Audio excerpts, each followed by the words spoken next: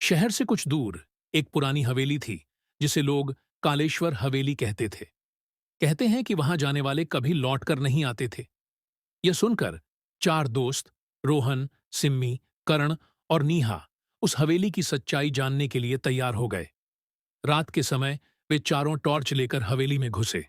हवेली के अंदर अजीब सा सन्नाटा था और हवा में सीलन और कुछ जले हुए कपड़ों की गंध थी। सिम्मी ने दीवार पर एक पुरानी तस्वीर देखी जिसमें एक परिवार था, माँ, पिता और उनकी छोटी बेटी। तस्वीर के नीचे लिखा था, कालेश्वर परिवार 1956। अचानक करण को लगा कि तस्वीर में बेटी की आंखें हिल रही थीं। तभी एक जोरदार चीख हवेली में गूंज उठी। डर के मारे वे सब एक दूसरे से चिपक गए। नीहा ने हिम्मत करके पूछा, ये आवाज कहां से आई? रोहन ने एक कमरे की ओर इशारा किया जिसके दरवाजे पर खून के धब्बे थे। वे सभी कांपते हुए अंदर गए। कमरा बिल्कुल अस्त व्यस्त था।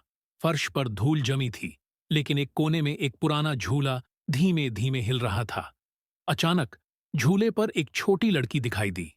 उसकी आंखें गहरी काली थीं और उसके सफेद कपड़ों पर खून के धब्बे थे।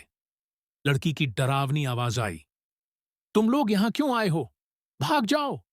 सिम्मी डर के मारे चिल्लाने लगी, लेकिन तभी दरवाजा अपने आप बंद हो गया।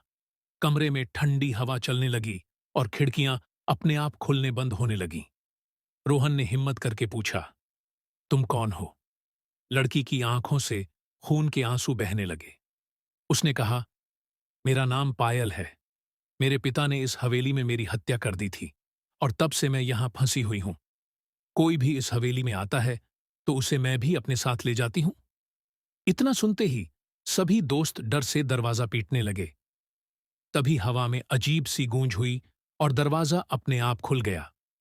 चारों भागते हुए बाहर निकले, लेकिन जब वे मुड़े तो देखा कि हवेली गायब हो चुकी थी।